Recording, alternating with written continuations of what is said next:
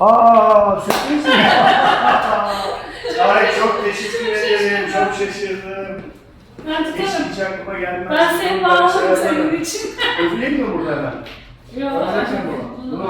Masanıza geçin. Masanıza geçin. Oğlum bu dolarlar ne? Gerçek dolar değil. Gerçek dolar parayı Patron çıldırmış. O şey var mı bir tane fenomen? Bizde 2,5'luk ortaklığını var bunları yaptırıyor. Bu dolarların %100 bak olsa şimdi direkt biliyorum. Bu dolarların gerçekleri binlerce tanesi Bizim olsun. Bizim olsun. Hepimizin olsun.